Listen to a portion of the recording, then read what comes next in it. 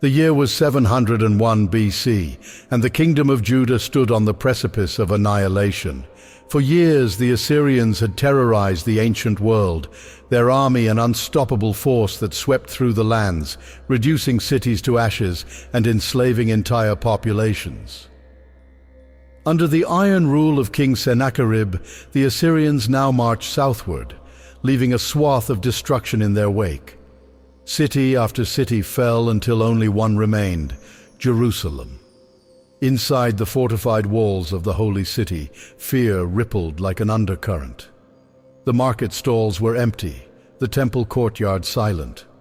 Mothers held their children close, while fathers sharpened swords that felt more like toys against the might of the Assyrian war machine.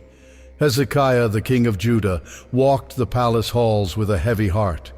Though he had led his people with courage and conviction, he now faced a foe who seemed invincible. The survival of his kingdom and the faith of his people hung by a thread. That evening messengers arrived at the city gates, bearing a grim proclamation from Sennacherib himself. The scroll's words were read aloud in the public square, each sentence dripping with arrogance and scorn. "Do not let Hezekiah deceive you. Do not let him persuade you to trust in your God, saying, 'The Lord will surely deliver us.' Have the gods of any other nation saved their lands from my hand? Look to the cities of Hamath and Arpad. Did their gods deliver them? See the ruins of Sepharvaim and Samaria. Where are their gods now? Surrender, and I will spare your lives. Resist, and your blood will run like rivers." A stunned silence followed. The people looked to one another, their faith visibly shaken. Was Sennacherib right? Could the God of Israel truly stand against such overwhelming power? In the crowd, murmurs of doubt spread like wildfire, and Hezekiah knew the danger of allowing fear to take root. Summoning the prophet Isaiah, Hezekiah sought divine counsel. The prophet, a man of unwavering faith and profound wisdom, arrived cloaked in humility, but carried himself with the authority of God's chosen.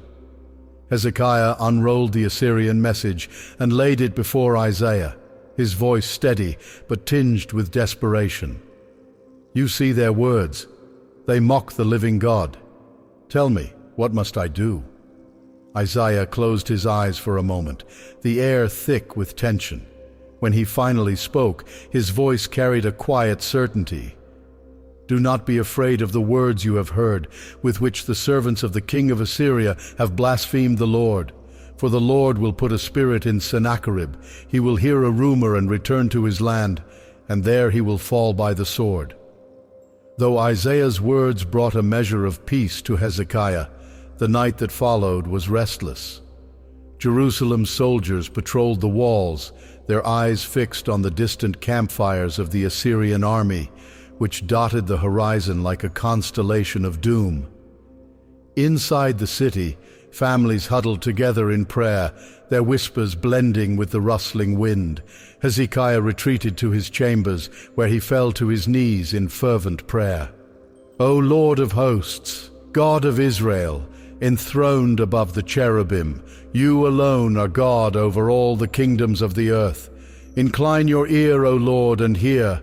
Open your eyes and see how Sennacherib mocks you. Deliver us, that all the kingdoms of the earth may know that you alone are God." As the hours dragged on, the tension in the city became palpable. Every creak of wood, every gust of wind seemed to carry with it the weight of impending doom. Hezekiah's mind raced as he envisioned the destruction that might soon befall his people. But even as fear gnawed at the edges of his resolve, his faith stood firm. He believed in the promise of deliverance, even if that deliverance seemed impossible. By dawn, the Assyrians had begun their final preparations for an assault. Hezekiah stood on the city walls, his gaze fixed on the enemy below. The morning light revealed the scale of the Assyrian army, tens of thousands of soldiers, their armor gleaming, their banners fluttering in the breeze. It was a sight that could break the spirit of any mortal man. But Hezekiah was no ordinary man. Turning to his generals, he spoke with a voice that carried both authority and hope. "Strengthen the walls and ready the men. But remember, this battle is not ours to fight alone. The Lord will fight for us. Stand firm, and you will see his deliverance." The men nodded, their eyes filled with a renewed sense of purpose. As Hezekiah descended from the walls, a quiet determination settled over the city. They would wait and trust, for their God had never failed them before. As the sun climbed higher into the sky, Jerusalem held its breath. Outside the city gates, Sennacherib's army moved with mechanical precision. Soldiers arranged siege engines and battering rams in place, while engineers worked tirelessly to construct earthen ramps leading up to the walls. The Assyrians were masters of war, and this siege was a well-practiced routine for them. Another city, another conquest, another king to humiliate. Within the walls, tension thickened with every passing moment.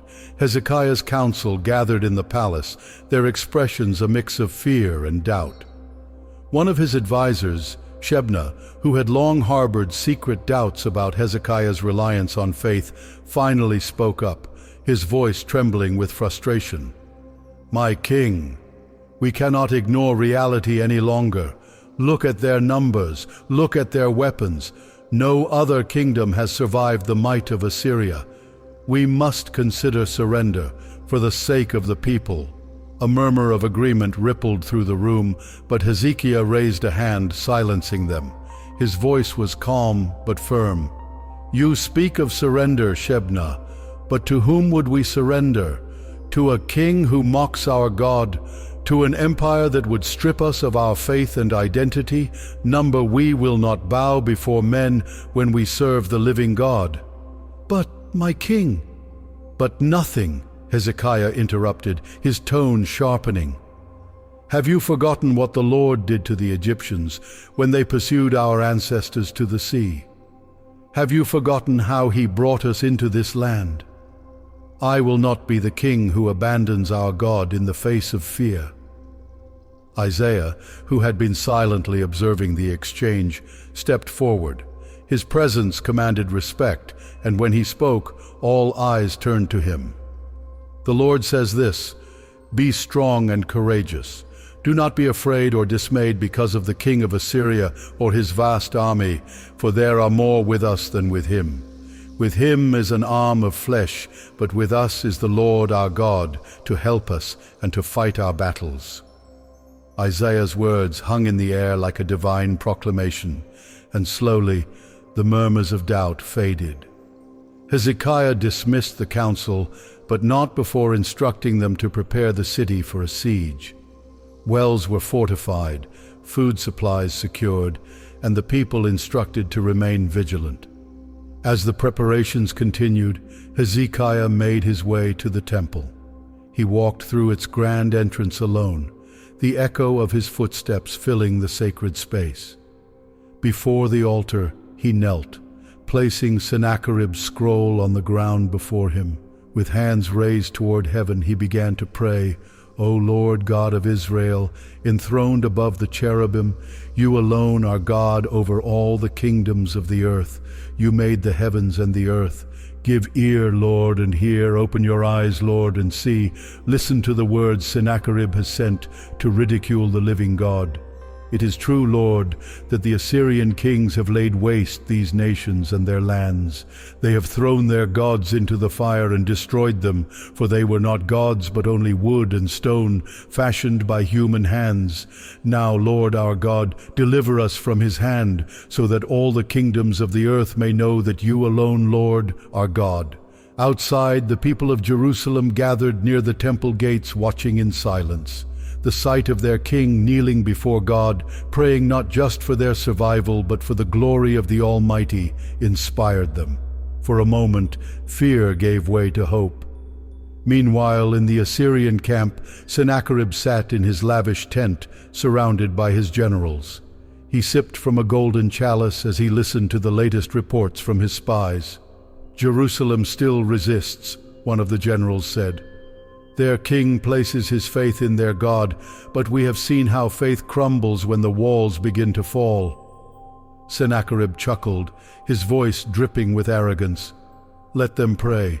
Let them hope. In the end, they will bow before me, just as all others have.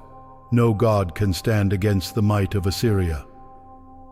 That night, Sennacherib's army continued their siege preparations. Siege towers were positioned, and archers took their places. Yet, while the Assyrians prepared for war, the people of Jerusalem prepared for something greater.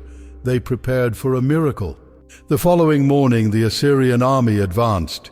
Siege towers creaked forward, drawn by teams of oxen, while battering rams were wheeled into position. Archers formed ranks, their bows drawn, ready to rain death upon the defenders of Jerusalem. The sheer size of the army was staggering, tens of thousands of disciplined soldiers, each trained for this moment. On the walls of Jerusalem, Hezekiah's soldiers stood ready. Though fear lingered in their hearts, they drew strength from their king's unwavering faith. Hezekiah had not only fortified the walls, but also fortified their spirits. Every man knew the odds they faced, but they also knew they were fighting for something greater, their faith, their families, their God. As the first wave of Assyrians approached, the city's defenders loosed their arrows. The sky darkened for a moment as hundreds of projectiles arced toward the enemy. Many found their mark, felling soldiers in the front ranks, but the Assyrian advance did not slow. Siege towers inched closer, their wooden frames bristling with shields to protect the soldiers within. Suddenly, a loud crack echoed across the battlefield. One of the battering rams slammed into the city's outer gate, splintering the wood. The defenders responded swiftly, hurling rocks and pouring boiling oil onto the attackers below. Screams filled the air as the hot liquid scalded flesh, but the Assyrians pressed on, undeterred by pain or loss. Inside the city, the tension reached a breaking point. Families huddled together in prayer, their voices rising in unison like a desperate plea to heaven. Hezekiah, standing atop the highest wall, watched the battle unfold. He knew they could not hold out forever. Supplies were limited, and the Assyrians had the advantage of time, yet he did not waver. He believed in the words of the prophet Isaiah, who had assured him that God would deliver them. Below, Isaiah moved through the streets, speaking to the people. "Do not fear," he told them. "The Lord is with us. He will not abandon his people." Though fear lingered in their eyes, his words brought a measure of peace. They clung to his message like a lifeline, hoping against hope that a miracle was near. As evening fell, the Assyrians withdrew to regroup. Fires dotted their camp, casting an eerie glow over the landscape. From the city walls, the defenders watched in silence, knowing the enemy would return at dawn. Many whispered prayers into the night, their words carried on the wind. Inside his tent, Sennacherib was in high spirits. He laughed with his generals, confident that Jerusalem's fall was inevitable. "Tomorrow we will breach their walls," he declared. "And when we do, let it be known that no God can stand against the might of Assyria." His generals raised their cups in agreement, toasting to the king's arrogance. Yet as they reveled, a strange unease settled over the camp. Some of the soldiers reported hearing distant whispers carried on the wind, whispers they could not understand but felt deeply unsettled by. Sennacherib dismissed the rumors as superstition, but unease lingered nonetheless. That night, while the Assyrians prepared for victory, Hezekiah prepared for deliverance. He knelt once again in the temple, praying for his people, his city, and his God's glory. He knew that by morning their fate would be decided. Either the Assyrians would breach the walls, or God would intervene in a way no one could predict. As dawn approached, an eerie stillness settled over the land. The people of Jerusalem stirred from restless sleep, their nerves frayed by the constant anticipation of an attack. Despite the tension in the air, there was something strangely different about this morning, a quiet that felt almost unnatural. Hezekiah awoke before the first light touched the horizon. He spent a few moments alone, gazing out from his palace window toward the enemy camp. He could still see the faint glow of the dying campfires dotting the landscape. The Assyrians were out there, as numerous and fearsome as ever, but something in Hezekiah's heart told him that today would not end as Sennacherib had planned. Summoning his council, Hezekiah gave one final set of instructions. Ensure that every family has water and provisions. Double the guards at the gates. If this is to be our last stand, we will make it a stand of faith, not fear. His words were met with solemn nods. Though some still doubted the outcome, none doubted the courage of their king. Hezekiah's unwavering faith had become the backbone of Jerusalem's resistance. Meanwhile, in the Assyrian camp, Sennacherib's soldiers began to stir. The sound of armor clanking and orders being shouted broke the morning silence. Tension among the ranks was high, but the soldiers trusted in their king's plan. They had laid waste to countless cities before Jerusalem, and today would be no different, or so they believed. Sennacherib stood outside his tent, surveying his army with satisfaction. "Prepare for the final assault," he commanded. His generals moved swiftly, issuing orders to the captains. Siege engines were readied, and archers took their positions. The air was thick with the anticipation of bloodshed. But as the Assyrians prepared to attack, something strange began to happen. A low, distant sound echoed through the camp, growing louder with each passing second. It was not the sound of battle drums or approaching reinforcements. It was something far more unsettling. Whispers, carried by the wind, seemed to weave through the tents, incomprehensible yet ominous. The soldiers glanced at one another, unease spreading like wildfire. Some clutched their weapons tighter, while others whispered prayers to their gods. Even the bravest among them could not deny the chill that ran down their spines. Inside the city, Hezekiah and Isaiah gathered at the temple. The prophet stood in silent meditation, his face serene despite the tension in the air. Hezekiah approached him, his voice calm but questioning. "Isaiah, do you sense it? Something is happening out there." Isaiah opened his eyes, a peaceful smile on his lips. "The Lord is at work. Stand firm, O king, and you will see his salvation." At that moment, a sudden gust of wind swept through the city, rustling the trees and carrying with it the scent of something new, hope. The people felt it too, though none could explain it. Fathers clutched their children tighter, mothers whispered prayers of thanks, and the soldiers on the walls stood a little taller, their spirits lifted by an unseen force. Back in the Assyrian camp, chaos began to unfold. Soldiers dropped to the ground, clutching their chests as if struck by an invisible hand. Panic spread as more and more men fell without a single arrow being fired. Sennacherib's generals rushed to his side, their faces pale with fear. "My king, something is happening! Our men, they're falling!" "What nonsense is this?" Sennacherib barked, but even he could not deny what his eyes witnessed.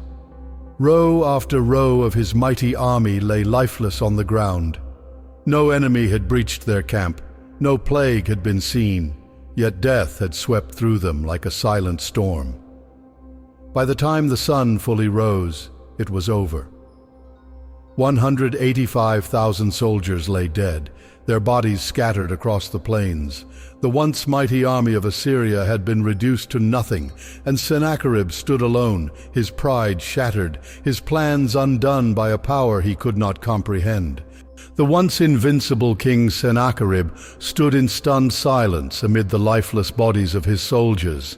His breath came in shallow gasps, and for the first time in his reign, fear gripped him. Not the fear of mortal men, but the fear of something far greater. Around him, the few surviving generals waited for orders, their faces pale, their eyes hollow. None dared to speak. "What sorcery is this?" Sennacherib growled under his breath. He felt the weight of his failure pressing down on him, suffocating any remnants of pride. The mighty Assyrian army, his pride and symbol of power, lay vanquished without a single sword raised against them. No earthly explanation sufficed. The force that had decimated his ranks was beyond human comprehension. "Withdraw," he muttered. His voice was barely audible, yet it carried the force of finality. "We return to Nineveh." His generals hesitated for a moment, stunned by the sudden command. Never before had Sennacherib retreated from battle, let alone without a fight. Yet they dared not question him. Silently, they gathered what little remained of their forces and began the long march back to their homeland. From the walls of Jerusalem, Hezekiah and his people watched as the Assyrian army retreated. Disbelief mingled with relief, and soon a wave of jubilation swept through the city.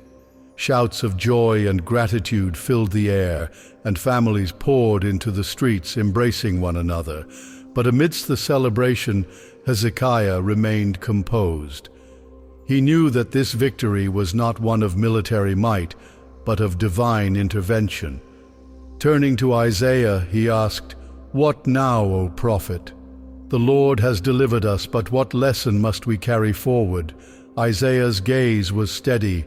"Remember this day, O king, and teach it to your children. Tell them of the power of faith and the futility of arrogance. For though kings may boast and armies may march, it is the Lord who holds dominion over all." Hezekiah nodded solemnly. He understood the weight of Isaiah's words. This victory was a testament not to human strength, but to the faithfulness of God. It was a story that would be told for generations, a reminder that true power lies not in the might of men, but in the hands of the Almighty. Meanwhile, Sennacherib returned to Nineveh in disgrace. He locked himself in his palace, refusing to see anyone. Days turned into weeks, and his shame grew into paranoia. He could not escape the haunting memory of his fallen army, nor the whispers of his people questioning his strength. One night, as he knelt before the idol of his god, seeking answers and solace, he heard footsteps behind him. Before he could react, a sharp pain pierced his back. He gasped, falling forward onto the cold stone floor. Standing over him were his own sons, their faces devoid of emotion. They had grown weary of his arrogance and madness, and in their eyes this was justice. Thus ended the reign of Sennacherib, the king who mocked the God of Israel and paid the ultimate price for his blasphemy. His death marked the downfall of the once great Assyrian Empire, and in time, Nineveh itself would fall, leaving behind only ruins as a testament to the folly of those who defy the divine. In the days following the miraculous retreat of the Assyrian army, Jerusalem became a city reborn. Where fear and despair had once clouded the streets, hope now flowed like a river. The people gathered at the temple to offer sacrifices and prayers of thanksgiving, their voices rising in a chorus that filled the air. No longer were they a city besieged by terror. They were a city delivered by the hand of God. King Hezekiah walked among his people, not as a distant ruler, but as a shepherd tending to his flock. He listened to their stories of fear and faith, offering words of encouragement to those still grappling with the gravity of what had occurred. For many, the events of that fateful day felt more like a dream than reality. How could an empire as mighty as Assyria be defeated without a single sword lifted in battle? But Hezekiah knew the truth, and he was determined to ensure that future generations would know it too. He gathered the elders, the scribes and the priests, and instructed them to record the events in detail. "Let this be a testimony," he said, "of what happens when we place our trust in the Lord. Let it be a warning to those who place their trust in armies and kings, and let it be a beacon of hope to those who walk in faith."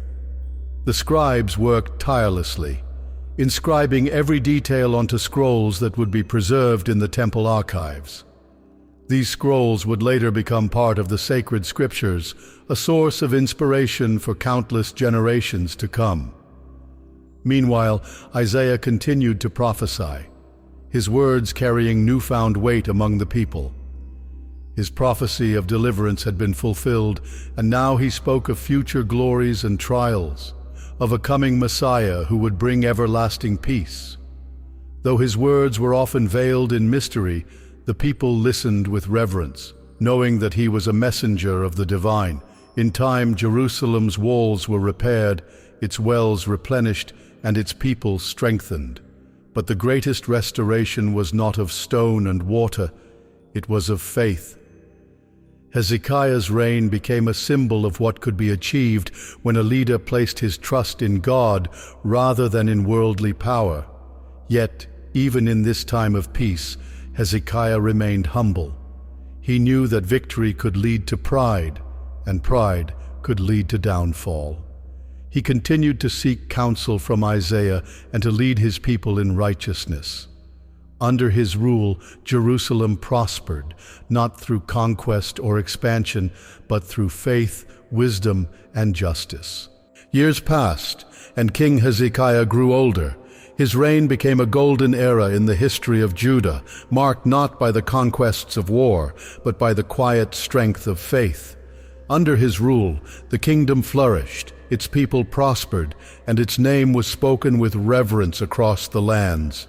Hezekiah's leadership had not only preserved a city but also revitalized a faith that might have been lost in the shadow of Assyrian dominance. But even in times of peace, life's trials never truly end. As Hezekiah aged, he fell gravely ill. The court physicians whispered among themselves, unable to find a cure for their king. The people who had come to see Hezekiah as the embodiment of God's favor feared that his death would bring uncertainty to their future. Word of the king's illness spread quickly, reaching the ears of Isaiah. The prophet who had stood by Hezekiah in times of war now came to stand by him in this time of personal trial. Entering the king's chambers, Isaiah delivered a message that would shake even the strongest of hearts. "Set your house in order, for you shall die, you shall not recover." Hezekiah's heart sank. He had faced enemies and armies without fear, but this news struck him deeply. He turned his face to the wall and wept, his tears flowing freely as he prayed. "O Lord, remember how I have walked before you in faithfulness and with a whole heart, and have done what is good in your sight." As Hezekiah poured out his heart, something remarkable happened. Before Isaiah had left the palace courtyard, the word of the Lord came to him once more. Returning to Hezekiah's chambers, Isaiah spoke again. "Thus says the Lord, the God of David your father, I have heard your prayer, I have seen your tears. Behold, I will add 15 years to your life, and I will deliver you and this city out of the hand of the king of Assyria, and I will defend this city." Hezekiah's heart lifted with gratitude. Once again, God had shown mercy, not because of Hezekiah's strength or deeds, but because of his humble and heartfelt faith.